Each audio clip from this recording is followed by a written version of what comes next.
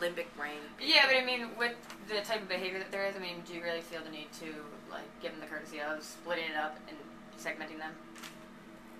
I mean, I'm saying, like, you could just lot it in, because, I mean, if you had to break it all up into all the different insanities... Yeah, I don't know what to say. I wouldn't know. Yeah, so you just gotta lump it all in. The people that don't like me. Yeah.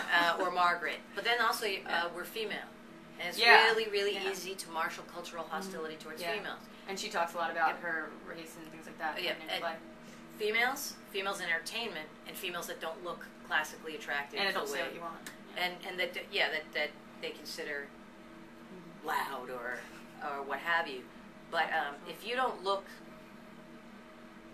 like, I guess empirically speaking, what people think is attractive, and if you are female and entertainment and you do stand-up comedy, that it's so easy to have people dislike you, or for people to convince others to dislike you. Yeah. So that's just the nature of the beast. Yeah. Do you ever feel like you've had moments on stage where, like, I know some comedians have that moment where they say a joke and it's like crickets because they're not sure if they went too far, or like in that regard maybe it's a bad joke, but maybe like you crossed the line. Like, do you have any like boundaries that you set for yourself, or places you won't go as far as making light of something? I don't think I actually have ever crossed the line. Maybe others would disagree with that. Yeah. I try not to... as far as how you felt about it. There's definitely been crickets that just bomb the jokes.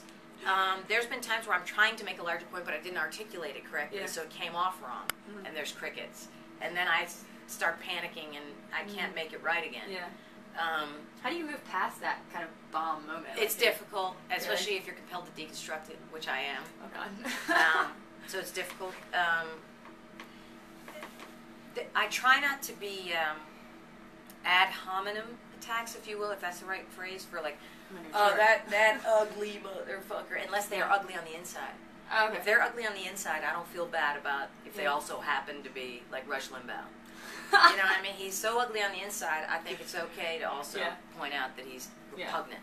And Coulter, same thing. But if they were nice, decent people, I'd never point out.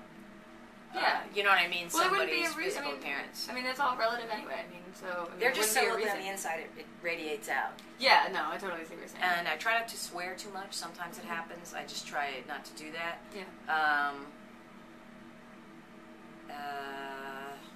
Other than that, I can't really think of things wherein I think I've gone too far. Yeah. Well, you're probably pretty committed to everything. I mean, I've just from sitting here and talking, you seem like you're pretty committed to anything and everything you would say, which, I mean, it's great, and that's bold, and that's courageous, which is, I mean, something that, there's something said for that. I think that's very admirable. It shouldn't be considered courageous. It should be normal.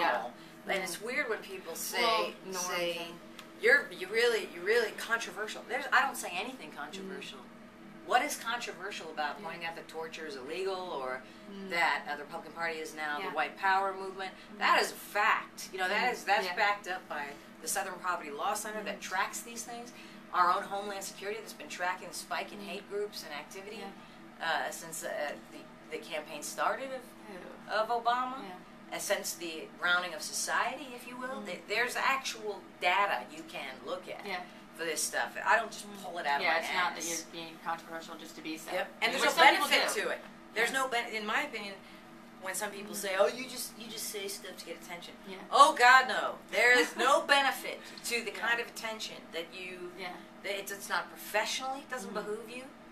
You know, if you want a mainstream TV or movie career, if you just want to work, or if you want to travel around the country successfully doing stand-up, there is no benefit to, you know, going on Keith Oberman or Bill Maher. It's a very simplistic argument. But these are things I think are important, and it imbues your life with meaning. I mean, to not stand up against the bullies in junior high, high school, now. And I didn't do it in junior high and high school. I'm still ashamed of that. I never bullied anybody, but I was silent. I was scared. It's kind of that panic that happens inside when you feel like you're not sticking up for yourself. Well, I wasn't bullied. In college, I got it a little bit because... College? I know, oddly. I was very big in college, which wasn't a problem for me. Apparently, it was a problem for a lot of the fellas. Because it has something to do with them. They seem to love to mock the larger ladies at the time. And there would be certain dorms I would avoid walking on a Saturday night past because I just, it's just that's the norm. That is garden variety stuff. Yeah. I made it through high school unscathed, but I witnessed the bullying of certain students, and I didn't say anything. I'm not going to do that again. I refuse to lesson learned. Have a second chance. And these Republicans, again, they call themselves that. I don't know what else to call them. The guys like Joe Wilson. Use whatever you want. Or the guys with the death panels, or Sarah Palin and her birthers, or Chuck Norris. These are high school bullies, and they are liars. And I am not going to be a silent witness to them trying to thwart progress. Yeah, and it's kind of being silent. I mean, it's kind of like you're not being fully responsible for your full role in citizenship, which is something I think we all are obligated. Which is why when you see a lot of complacency with some people, it's kind of like, how can you just stand by? It's just as bad. Yeah. Not, I don't want to rock the boat, whatever. That is just as bad. Absolutely. If you don't pay attention, now granted, mainstream news isn't going to inform you very much, but you got to do your homework.